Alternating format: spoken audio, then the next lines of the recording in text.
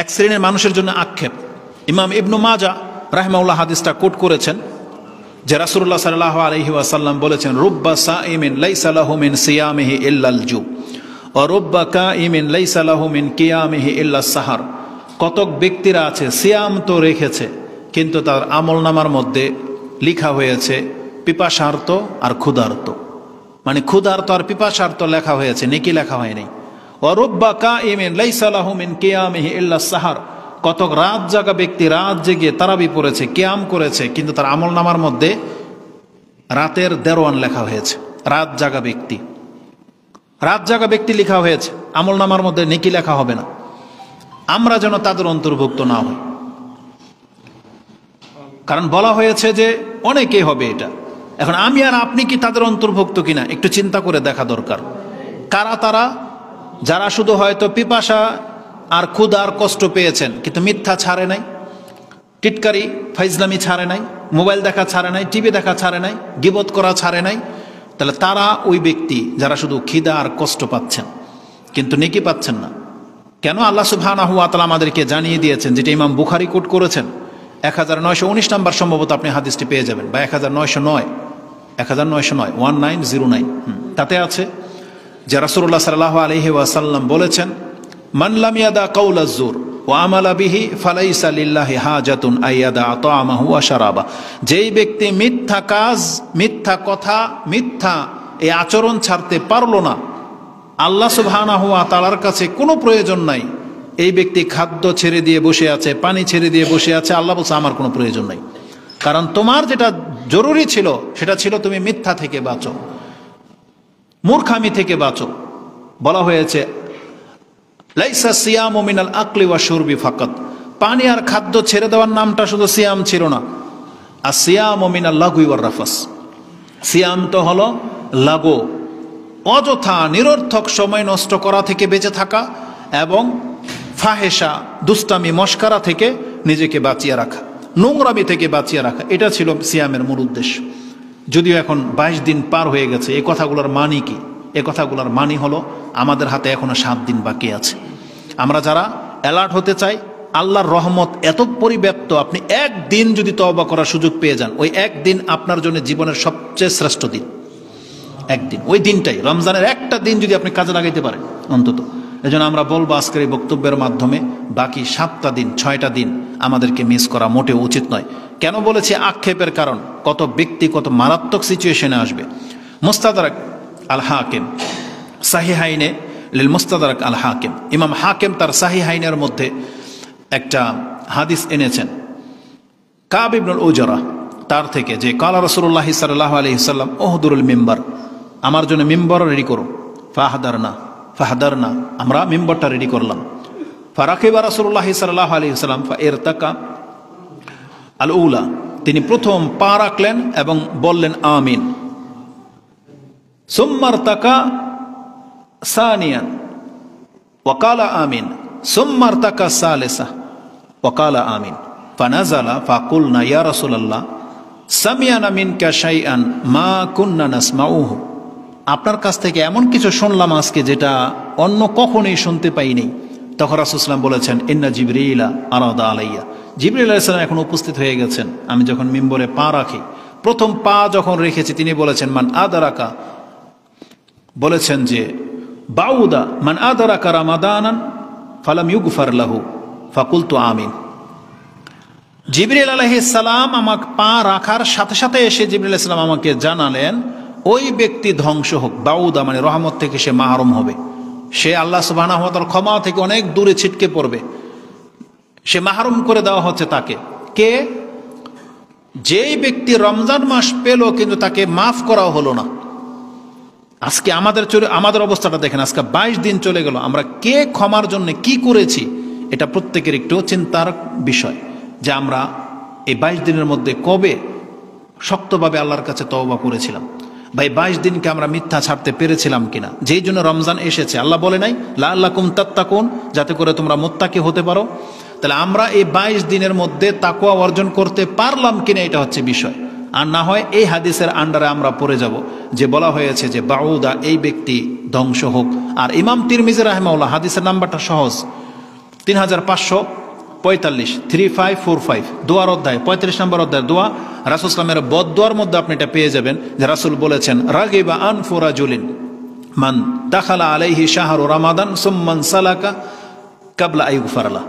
ওই ব্যক্তির নাক ধুলায় দূষিত হোক, মানে এই ব্যক্তি লাঞ্ছিত হোক যেই ব্যক্তি রমজান মাস পেল কিন্তু রমজান মাস আবার চলে গেল কিন্তু এর পাপই থেকে গেল, এই ব্যক্তি লাঞ্ছিত হোক।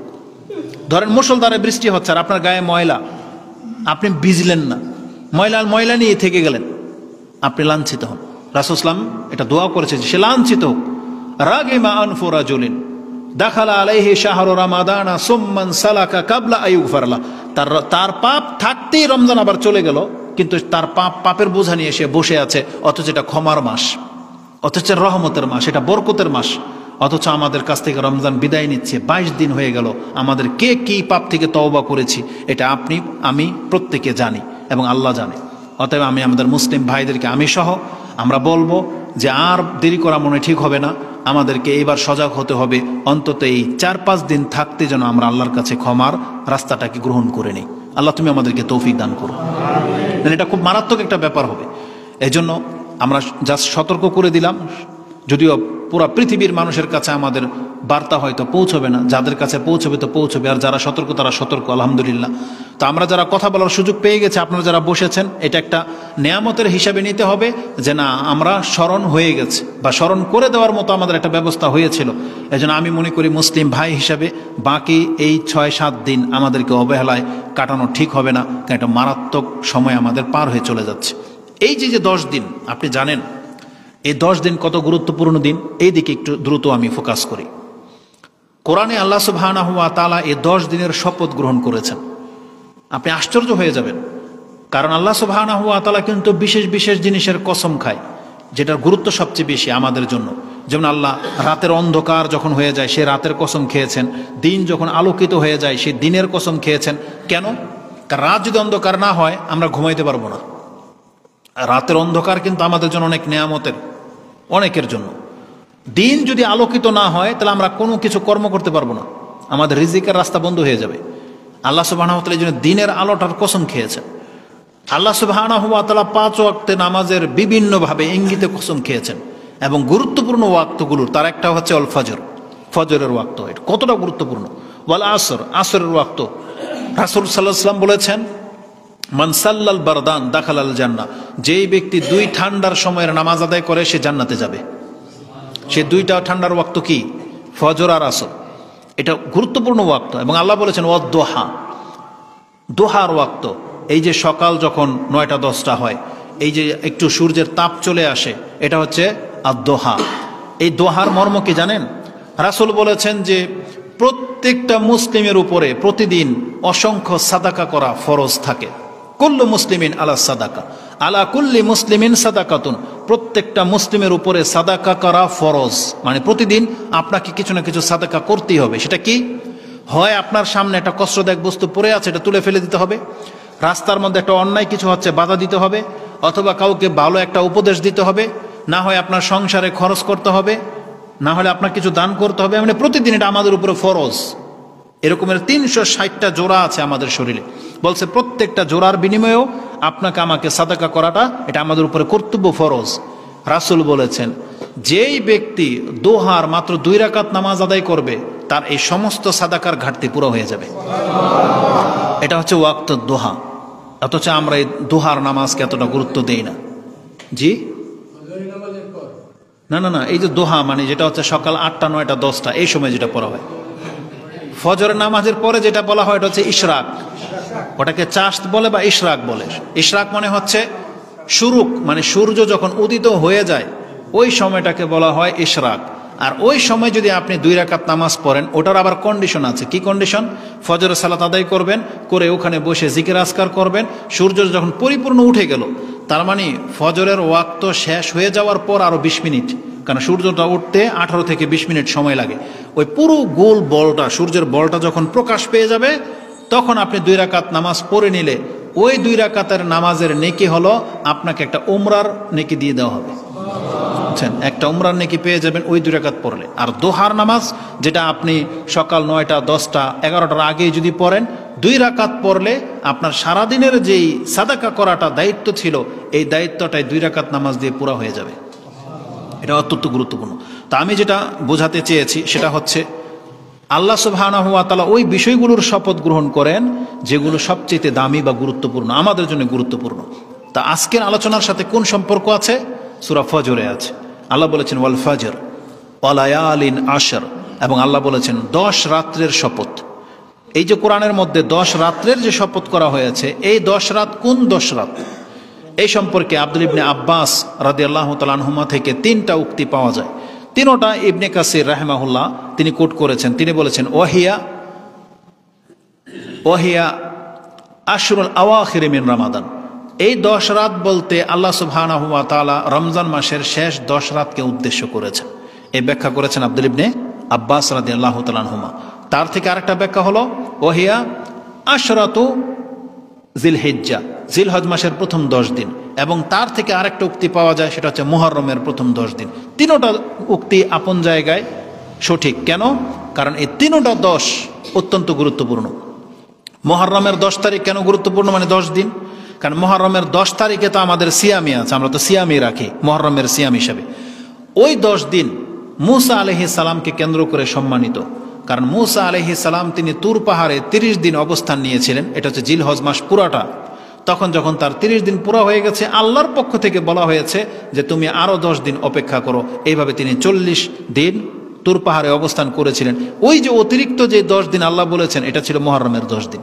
এটা অত্যন্ত গুরুত্বপূর্ণ। কারণ মূসা আলাইহিস সালাম তো আর জানতেন না যে মুহররমের 10 তারিখে তাকে বিজয়ী দেওয়া হবে, ফেরাউনকে ডুবানো হবে। এটা তো পরে প্রকাশ পেয়েছে। এই জন্য আল্লাহ তো জানেন যে মুহররমের 10 তারিখ বা কত গুরুত্বপূর্ণ 10 দিন। এটা একটা ব্যাপার। দ্বিতীয় ব্যাপার হলো জিলহজ মাসের প্রথম 10 দিন। এই জিলহজ মাসের প্রথম 10 দিনও গুরুত্বপূর্ণ। কেন? কারণ জিলহজ মাসের প্রথম 10 দিনে এত বেশি ইবাদত করা হয় যেটা পৃথিবীর অন্য কোনো দিনে করা হয় না। যেমন 10 তারিখে সারা পৃথিবীর মুসলিম এত সংখ্যক আল্লাহর জন্য কুরবানি করে, এত টাকার কুরবানি করে, যেটা পৃথিবীর কোনো ধর্মে কেউ দেখাইতে পারবে না, আর অন্য কোনো দিনেও হয় না। এটা 10 তারিখে হয়, জিলহজ মাসের 10 তারিখ। তারপরে হজ জিলহজ মাসে রয়েছে 8 তারিখ, 9 তারিখ, 10 তারিখ। এই দিনগুলো সবচেয়ে দামি দিন। এবং ইসলামের বিধানে কুরবানির দিনটা এটা হচ্ছে মহান দিন, এটা হচ্ছে ইয়াউমিন আজিম। কিন্তু আমাদের কুরবানির দিনটা হচ্ছে মহান দিন, যার উদাহরণ রাসূলুল্লাহ সাল্লাল্লাহু আলাইহি ওয়াসাল্লাম এইভাবে দিয়েছেন যে আইয়ু ইয়াউমিন হাজা, আইয়ু শাহরিন হাজা, আইয়ু বালাদিন হাজা। বিদায় হজের খুতবায় মক্কাতে, মানে হুদুদে হারামের মধ্যে আরাফার ময়দানে অথবা মুজদালিফা রাসূলুল্লাহ সাল্লাল্লাহু আলাইহি ওয়াসাল্লাম এটা বলেছিলেন যে আজকে এটা কোন দিন। মুজদালিফায় বলেছেন, যেহেতু 10 তারিখে আরাফায় থাকে না, 10 তারিখে মুজদালিফায় মিনার মাঠে যেখানে কুরবানির পশু জবা করা হয়, সেখানে রাসূল সাল্লাল্লাহু আলাইহি ওয়াসাল্লাম বলেছিলেন যেটা কোন শহর, বলছে মক্কা নগরী। এটা কোন মাস, জিলহজ মাস। এটা কোন দিন, ইয়াউমুন নাহার, বলছে কুরবানির দিন। আজকের দিন যতটা সম্মানিত, একজন মুসলিমের রক্ত, তার সম্মান, তার ইজ্জত অতটা সম্মানিত রাসূল বলেছেন। তার মানে কুরবানির দিন আমাদের কাছে সবচেয়ে বেশি দামি দিন। এবং একজন মুসলিমের জান, মাল, ইজ্জত, একজন মুসলিম এতটা সম্মানিত যতটা সম্মানিত মক্কা নগরী আল্লাহর কাছে। তো এই 10 দিন হচ্ছে সেই 10 দিন। আরেকটা বর্ণনায় যেটা পেলাম, সে 10 দিন কোনটা? 10 দিন হচ্ছে রমজান মাসের শেষ 10 দিন। তাহলে এই সমন্বয় কিভাবে করবেন? এই জন্য বিন বাজ এবং শেখ সালেহ উসাইমিন বা ইবনে তাইমিয়া রাহিমাহুমুল্লাহ তারা যেটা ব্যাখ্যা করেছেন যে এটার জন্য উত্তম হবে এইভাবে সমন্বয় করলে, আল্লাহ যে 10 দিনের শপথ নিয়েছেন, যদি আপনি রাতের অংশ নেন তাহলে রমজান মাসের শেষ 10 রাত শ্রেষ্ঠ। আর যদি দিনের অংশ নেন তাহলে জিলহজ মাসের 10 দিন শ্রেষ্ঠ। মানে দিনে বেশি আমল করা হয় আর রমজান মাসের রাতে বেশি আমল করা হয়। তো এই ব্যাখ্যাটা অনেক চমৎকার, এতে কোনো তারুদ নাই, মানে কোনো রকমের ঝামেলা নাই। তো আমি যেটা দেখাতে চেয়েছি, আল্লাহ সুবহানাহু ওয়া তাআলা বলেছেন ওয়ালায়ালিন আশর, 10 রাত্রের শপথ। কারণ আল্লাহ সুবহানাহু ওয়া তাআলা যখনই 10 রাত্রের কসম খেয়েছেন, তার মানে 10 রাত হচ্ছে আমাদের জন্য শ্রেষ্ঠ রাত। কেন? কারণ রাসূলুল্লাহ সাল্লাল্লাহু আলাইহি সাল্লাম বলেছেন আতাকুম রামাদানুন শাহরুন মুবারাকুন, তোমাদের কাছে বরকতময় মাস রয়েছে। ও লিল্লাহি ফারাদাল্লাহু আলাইহি ফারাদাল্লাহু আলা ইবাদিহি সিয়ামাহু, আল্লাহ তার বান্দাদের উপরে সিয়াম ফরজ করেছেন। ওয়ালিল্লাহি লাইলাতুন ফিহি ওয়ালিল্লাহি ফিহি লাইলাতুন খায়রুম মিন আলফি শাহর মান হুরিমা খায়রাহা ফাকাদ হুরিম। রাসূল বলেছেন এই 10 দিনের মধ্যে এমন একটা রাত রয়েছে যে রাতটা হাজার মাস থেকে উত্তম, এবং যেই ব্যক্তি এই রাতের কল্যাণ থেকে মাহরুম হয়ে যাবে সেই ব্যক্তি হচ্ছে প্রকৃত মাহরুম। যেই ব্যক্তি বঞ্চিত হয়ে যাবে সেই হলো মূলত বঞ্চিত। এটা ইমাম নাসাই তিনি তার সিয়ামের অধ্যায়ে, কদর রাত্রের অধ্যায়ে এই হাদিসটা কি এনেছেন, যে রাসূল বলেছেন মান হুরিমা খায়রাহা ফাকাদ হুরিম, সেই ব্যক্তি ক্ষতিগ্রস্ত হয়ে যাবে। তো এই 10 রাত সম্পর্কে কোরআনে আল্লাহ সুবহানাহু ওয়া তাআলা একটা সূরা নাজিল করেছেন, আমরা সেই দিকে আপনাকে এখন নিয়ে যাব। আল্লাহ সুবহানাহু ওয়া তাআলা এই 10 রাত্রের মর্যাদাকে আমাদের সামনে কিভাবে তুলে ধরেছেন, সংক্ষিপ্তভাবে কয়েকটা কথা আপনাদের কাছে বলি যেটা অত্যন্ত গুরুত্বপূর্ণ। আল্লাহ সুবহানাহু ওয়া তাআলা যে রাতটাকে কদর রেখেছেন, এই 10 রাতের মাঝেই সেই রাতটা রয়েছে। কবে সেটা রাসূল বলেছেন, তাহাররাউ লাইলাতুল কদর আশরিল আওয়াখিরি মিন রমাদান। এই হাদিসটাকে সবচেয়ে বেশি পুঁজি করবেন, অন্য কোনো হাদিসকে এত বেশি আপনাকে প্রাধান্য দেওয়া উচিত না। যদিও প্রত্যেকটা হাদিস সহিহ, প্রত্যেকটা হাদিস বুখারী এবং মুসলিম, আবু দাউদ, তিরমিজি, নাসাই, ইবনে মাজাতে আছে সহিহ, আমরা এটা অস্বীকার করতেছি না। মানে আপনি প্রাধান্য দিবেন এই একটা হাদিসকে, তাহলে কি হবে, আপনার কদর মিস হবে না। কিন্তু আপনি যদি শুধু বেজর রাত্রগুলোকে প্রাধান্য দেন, তাহলে অনেকের মাথার মধ্যে আবার ঢুকে গেছে সেটা সৌদি আরবের বেজর না বাংলাদেশের বেজর, এটা অনেকে এই নিয়ে তর্ক করে। তারপরে বেজর রাত্র হিসাব করতে গেলে আপনি ওই স্পেসিফিক ওই রাতটা আপনি হারাই ফেলতে পারেন। কিন্তু রাসূলুল্লাহ সাল্লাল্লাহু আলাইহি সাল্লাম যখন বলেছেন তাহাররাউ লাইলাতুল কদরে আশরিল আওয়াখিরি মিন রমাদান, কোনো ব্যক্তি যদি 10 রাত্রকে প্রাধান্য দেয়, 10 রাত্র যদি জেগে থাকে, তাহলে এই ব্যক্তির কদর আর মিস হওয়ার কোনো চান্স নাই। এই জন্য বললাম এটা হচ্ছে ইমাম বুখারী 2020 মানে 2020 নম্বর হাদিস আপনি এটা পেয়ে যাবেন, যে রাসূলুল্লাহ সাল্লাল্লাহু আলাইহি ওয়াসাল্লাম তিনি আমাদেরকে 10 রাত্রের কোনো এক রাত্রে কদর হবে আমাদেরকে খুঁজতে বলেছেন। বলছে তাহাররাও, তোমরা তালাশ করো। কেন তালাশের কথা আসছে? তার মানে রাসূল সাল্লাল্লাহু আলাইহি ওয়াসাল্লাম নিজেও আমাদেরকে ইন্ডিকেট করে কোনো এক রাত্রে জাগার কথা বলেন নাই। যদিও হাদিস বুখারী মুসলিমে 27 রাতের কথা আছে। তারপর এটাও জেনে নেন 21 তারিখের কথাও আছে, এটাও বুখারী মুসলিমের হাদিস। 25 তারিখের কথা আছে, মুসনাদ আহমদে 24 তারিখের কথা আছে, ওটাও হাদিস সহিহ। তার মানে প্রত্যেকটা রাতের মধ্যে যে কোনো দিন কদর হয়ে যেতে পারে বেজর রাত্রগুলোতে। কিন্তু আমাদের চালাকি করাটা উচিত নয়, যেখানে আমাদের নবী মুহাম্মদ সাল্লাল্লাহু আলাইহি সাল্লাম চালাকি করেন নাই। রাসূল সাল্লাল্লাহু চালাকি করেছিলেন, বরং তিনি 10 রাত জাগতেন, তাই না? আসলে 10 রাত্রের রাসূল সাল্লামের চরিত্র কি?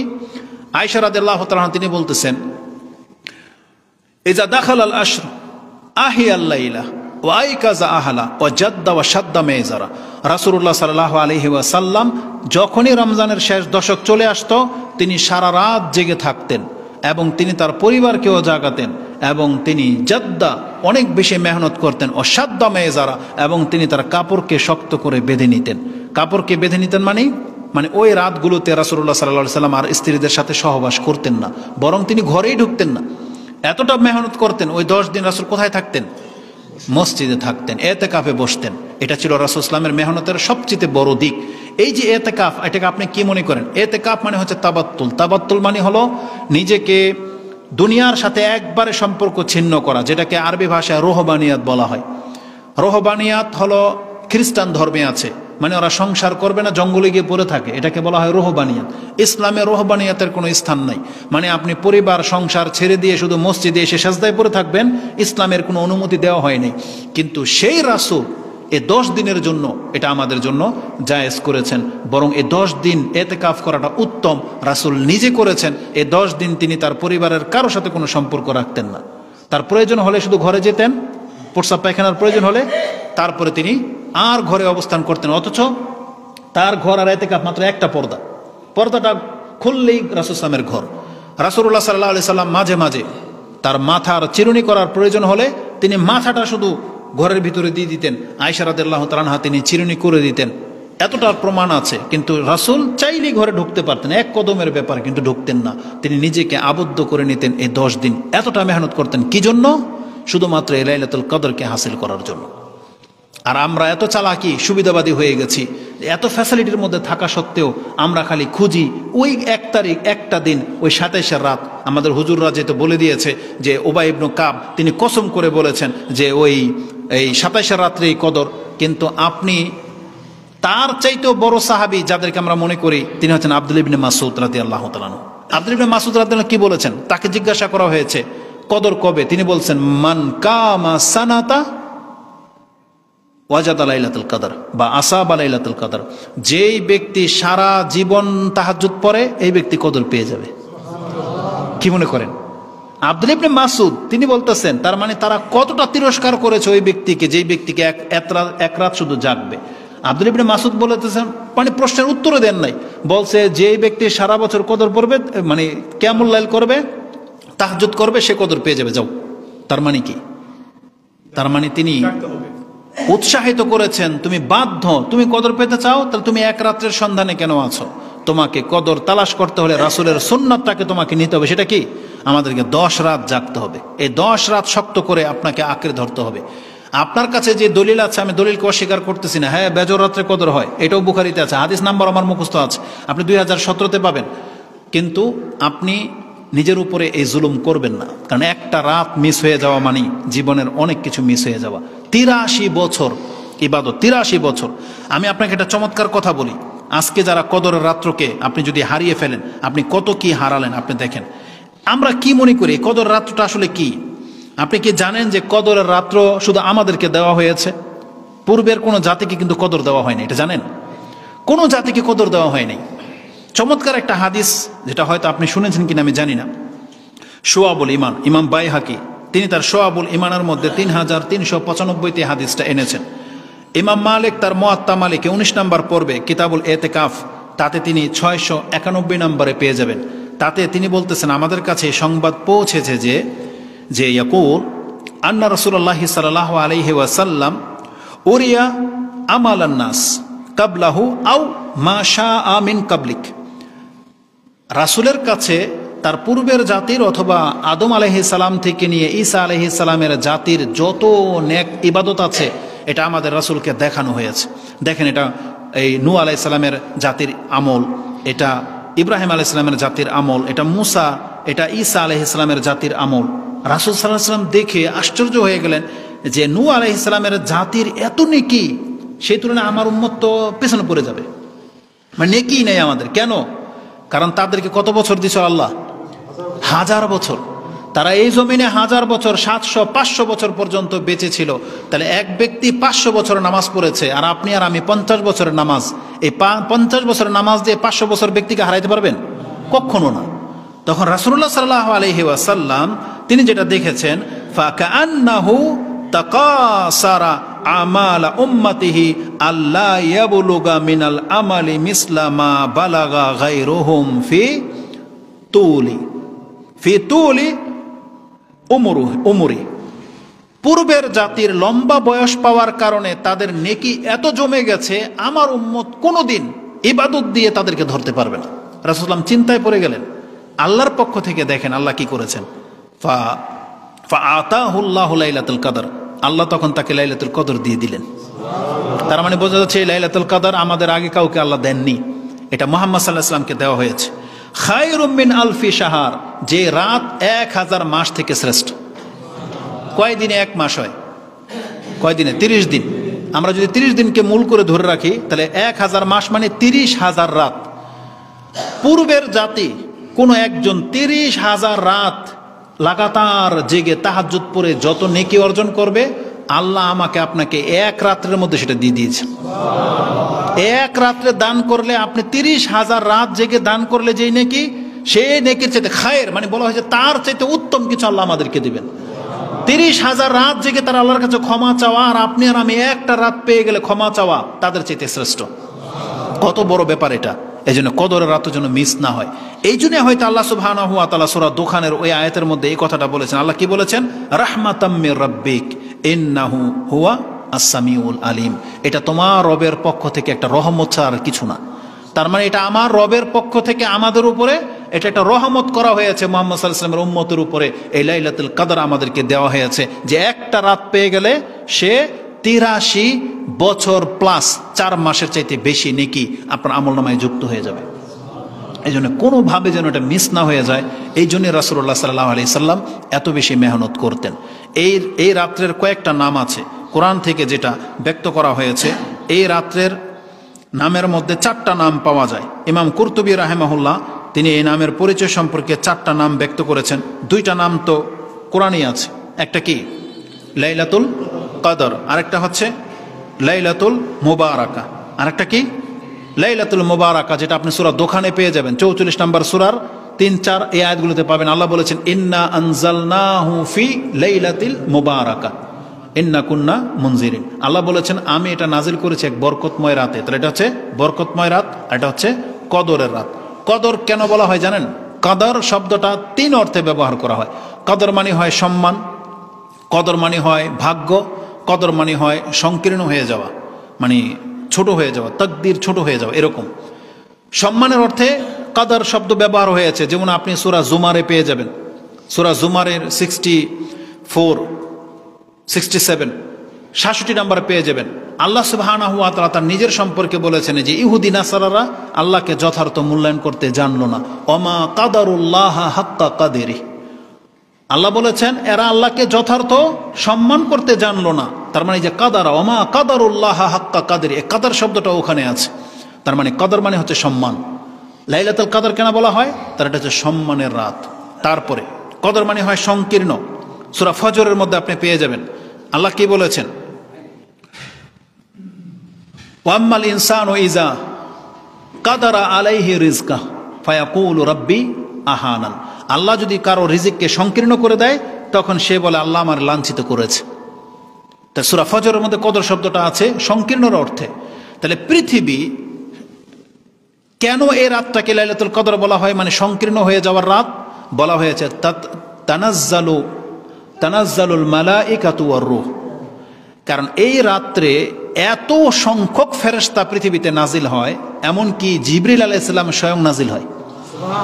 আর এটা কিন্তু শুধু রাসূল ইসলামের যুগেই না, এটা কিয়ামত পর্যন্ত থাকবে, যেটা আল্লাহ সুবহানাহু ওয়া তাআলা আমভাবে বলেছেন কদরের রাত্রে এটা আল্লাহর বিশেষ একটা এই উম্মতের উপরে মর্যাদা আল্লাহ দিয়েছেন যে যত বছর কদর থাকবে তত বছর আকাশ থেকে ফেরেশতা নাজিল হবে, এবং জিবরিল আলাইহিস সালাম পর্যন্ত নাজিল হয় এই রাত্রে। এত সংখ্যক যে পাড়া দেওয়ার মতো জায়গা থাকে না, মানে সংকীর্ণ হয়ে যায়।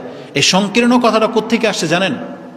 আপনি আপনার পোশাক দিয়ে বিচার করেন। গত বছর আপনার বাচ্চার জন্য একটা জামা এনেছিলেন, এই বছর আর গায়ে লাগে না, আপনি কি বলতেছেন? কি জন্য বলেন? জামা ছোট হয়ে গেছে। আসলে কি জামা ছোট হয়ে গেছে? আপনার স্বাস্থ্য বেড়ে গেছে, তাই না? তাহলে দুনিয়ার জায়গা স্পেস কিন্তু স্পেসের মোতাবেকে আছে, কিন্তু এত সংখ্যক ফেরেশতা নেমে গেছে যে এই জমিনে আর জায়গা হচ্ছে না। এই জন্য বলা হয় যে সংকীর্ণ হয়ে গেছে। এটা হচ্ছে সংকীর্ণ হয়ে যাওয়ার রাত, কারণ আল্লাহর রহমত এত ব্যাপক হারে এই রাত্রে নাজিল হয়। যে সম্পর্কে রহমত, ফেরেশতা নাজিল হওয়া মানে রহমত নাজিল হওয়া। কারণ যেই ঘরে দেখেন ওই যে ছবি থাকে, কুকুর থাকে, সে ঘরে কি ঢোকে না? রহমতের ফেরেশতা ঢোকে না। তার মানে ফেরেশতার সাথে রহমতের সম্পর্ক আছে, আর শয়তানের সাথে পাপের সম্পর্ক আছে। যেখানে শয়তান ঢুকবে সেখানে পাপ, খারাপি, নোংরামি চলে, আর যেখানে ফেরেশতা থাকে সেখানে সব পাপ পবিত্রতা থাকে। যেমন মসজিদগুলোতে রহমতের ফেরেশতা থাকে, কারণ এখানে কোনো মূর্তি, ছবি টবি কিচ্ছু নাই। তো এই জন্য আল্লাহ সুবহানাহু ওয়া তাআলার পক্ষ থেকে রহমতের ফেরেশতা নাজিল হয়, এই জন্য এটাকে সংকীর্ণের রাত বলা হয়েছে এবং বরকতের রাত। এ রাত্রের 4টা নাম বলেছি। ইমাম কুরতুবী রাহিমাহুল্লাহ, বর্ণনাটা কোথায়? ইমাম কুরতুবী রাহিমাহুল্লাহ তিনি 4টা নাম পেশ করেছেন। এক হচ্ছে লাইলাতুল কদর, যেটা কোরআনে সাব্যস্ত। আরেকটা হচ্ছে লাইলাতুল মুবারাকা, এটাও কোরআনে সাব্যস্ত, যেটা সূরা দোখানে আছে। আরেকটা নাম হচ্ছে লাইলাতুল সাক, এটা হচ্ছে চেক, বাজেট পাশ করার রাত। কারণ আল্লাহ সুবহানাহু ওয়া তাআলা বলেছেন ফিহা ইউফরাকু কুল্লু আমরিন হাকিম, কারণ এই রাত্রে সব কিছুর চূড়ান্ত ফয়সালা স্থিতিশীল করা হয়, মানে স্থিরকৃত করা হয় এই রাতের মধ্যে। সবগুলো ফেরেশতা মানে সবগুলো ফয়সালা যেটা আগামী 1 বছর হতে যাচ্ছে এই পৃথিবীতে। আরেকটা হচ্ছে লাইলাতুল কদর, লাইলাতুল মুবারাকা, লাইলাতুল সাক, আর একটা হচ্ছে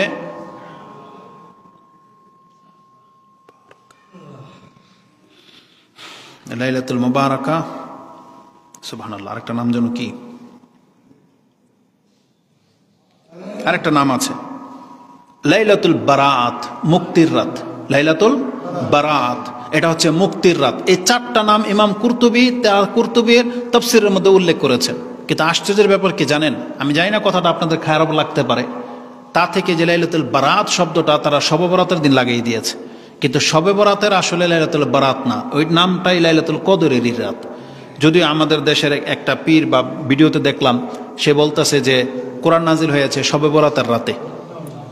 এটা আপনার সবাই জানেন এটা মিথ্যা, এটা ভুল বলেছে সে। কারণ আল্লাহ নিজে যেহেতু কোরআনে বলেছে শাহরু রমাদান আল্লাজি উনজিলা ফিহিল কোরআন, রমজান মাস হচ্ছে কোরআন নাজিল হওয়ার মাস, ওটা শাবান মাসে নাজিল হয় নাই।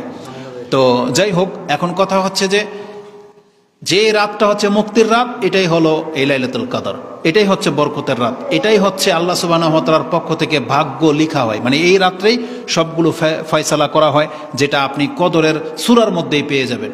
ফিহা ইউফরাকু আমরিল হাকিম, যেটা আল্লাহ সুবহানাহু ওয়া তাআলা সূরা দোখানেও বলেছেন যে এই রাত্রে সবচেয়ে গুরুত্বপূর্ণ বিষয়ের ফয়সালাকে স্থির করে দেওয়া হয়। তাহলে এই রাত যেন আমাদের মিস না হয়ে যায়, এই রাত আমরা হাসিল করতে হবে, আপনাদেরকে জাগতে হবে। রাসূলুল্লাহ সাল্লাল্লাহু আলাইহি সাল্লাম থেকে যে হাদিসটা কি আসছে যে তাহাররাউ লাইলাতুল কদর মিন আশরিল আওয়াখির মিন রমাদান, এবং আয়েশা রাদিয়াল্লাহু তাআলা আনহা তিনি বলেছেন ইজা দাখালাল আশরু আহিয়াল লাইলা, রাসূল নিজে রাত জাগতেন। কেন এই কথাটা আসছে জানেন?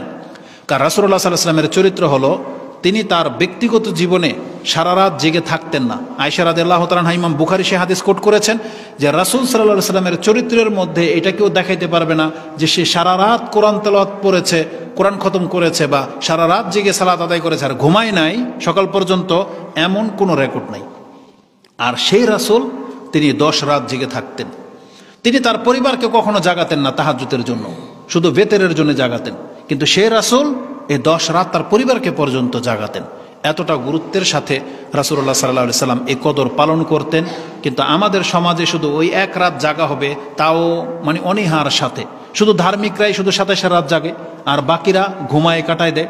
শবে বরাতকে মানে ওই নিসফে শাবান মাসের 15 তারিখের রাত বাংলাদেশে যতটা জাকজমকের সাথে আদায় করা হয়, পালন করে মানুষ, এই কদরের রাত সম্পর্কে কিন্তু অতটা জানে না, বেখবর।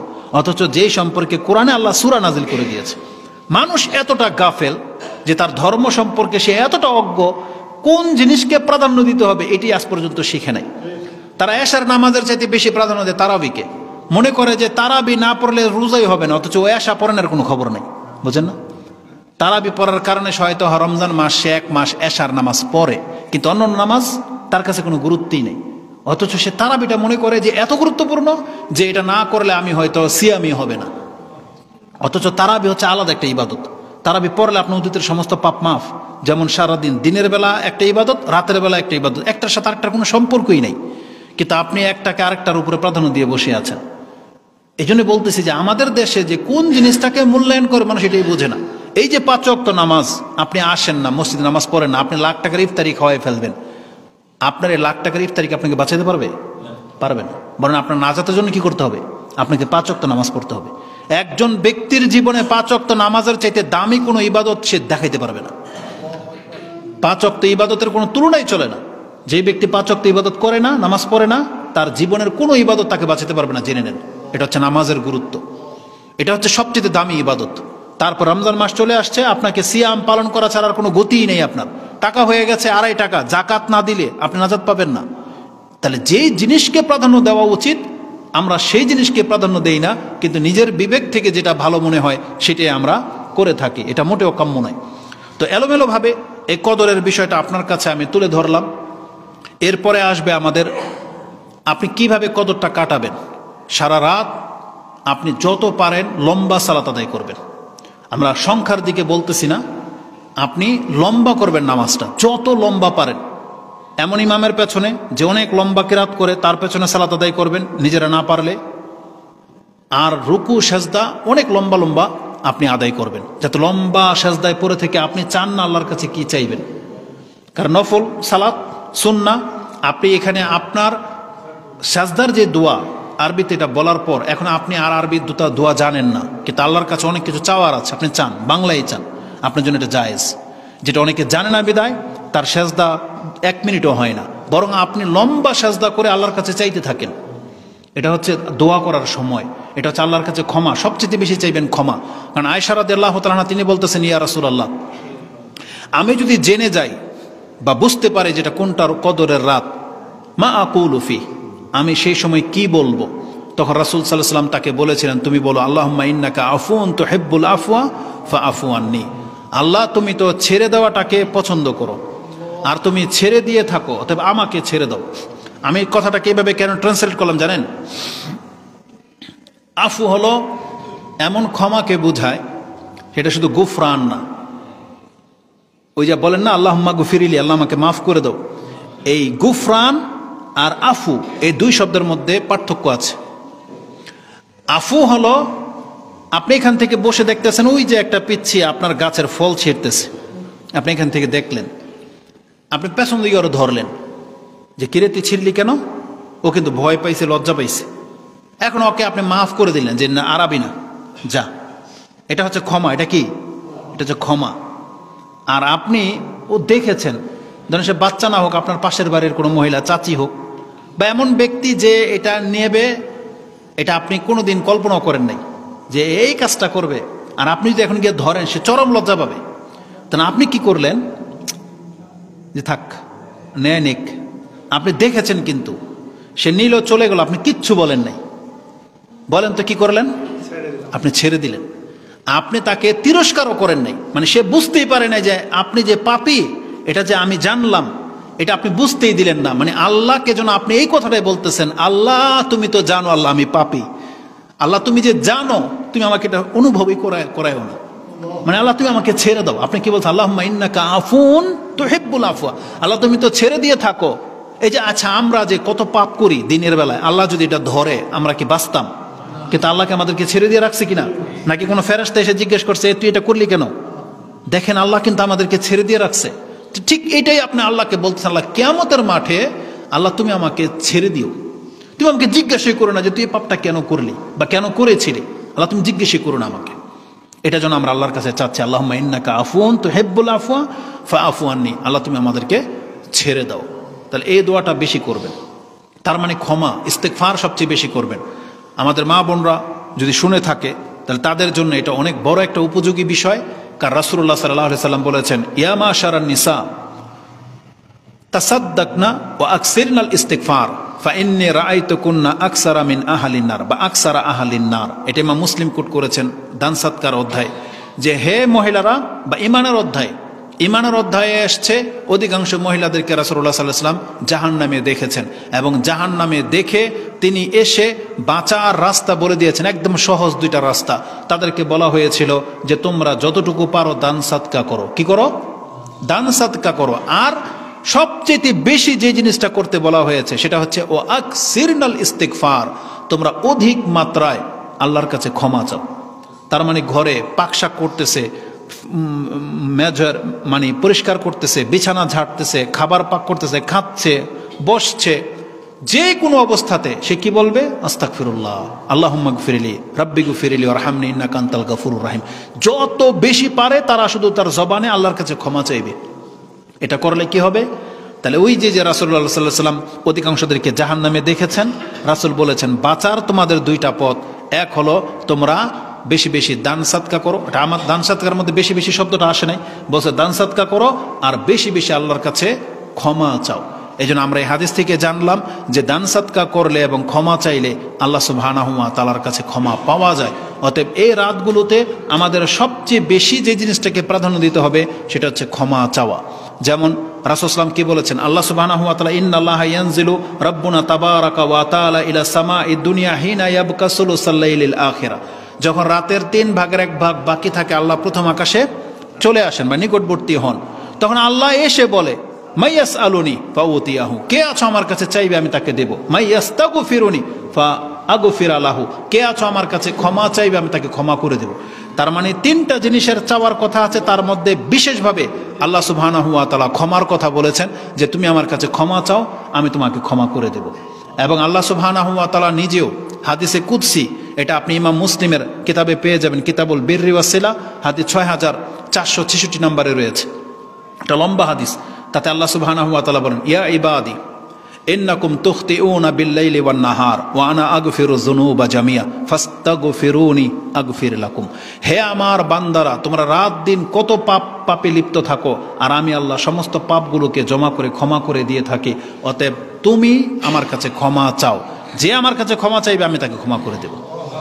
অতএব আমাদেরকে এই রাতগুলোকে দোয়ায় কাটাতে হবে, অধিক মাত্রায় দোয়া। আর দোয়া, কোরআন তেলাওয়াত, জিকির সবগুলো একসাথে আপনি করতে পারবেন নামাজে, কারণ নামাজের মধ্যে আর কারোর সাথে কথা বলা জায়েজ নাই। এখন শুধু কোরআন তেলাওয়াত করলে লম্বা, যে যত হাফেজ তারা তো আলহামদুলিল্লাহ পারলে পুরা কোরআন পড়ে ফেলতে পারবে। তাহলে কোরআন সবচেয়ে বেশি পড়া হয় নামাজে। তারপর রুকু সাজদা আল্লাহর প্রশংসা, তসবিহ করতে পারতেছেন, দোয়া করতে পারতেছেন আপনি সাজদাতে এবং এই সালাম ফিরানোর পূর্বে। তারপরে যদি আপনার বাংলায় দোয়াতে মন না লাগে, তাহলে নামাজের সালাম ফিরিয়ে দিয়ে আপনি লম্বা আল্লাহর কাছে দোয়ায় লিপ্ত থাকেন। লম্বা হাত তুলে, কেউ নাই, একা আপনি আল্লাহর কাছে চান না, কি চাইবেন, রাত পার করে দেন। এইভাবে আমাদেরকে রাতগুলো পার করতে হবে। অন্তত পক্ষে আল্লাহর কাছে বলবেন, আল্লাহ এই লাইলাতুল কদরের কল্যাণ থেকে আল্লাহ তুমি আমাকে মাহরুম করে দিও না। আল্লাহ ওয়াফাকনা লাইলাতুল কদর, আল্লাহ তুমি আমাদেরকে লাইলাতুল কদর পাইয়ে দাও।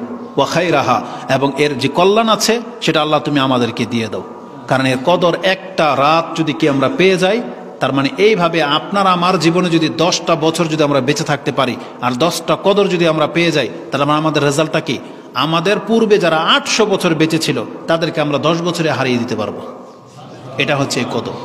এজন্য কোনোভাবেই আপনার ওই একটা বর্ণনার উপরে বসে থাকেন না।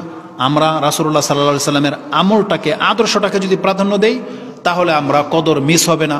কারণ রাসূল কদরকে হাসিল করার জন্য 10 দিন এতেকাফ করতেন।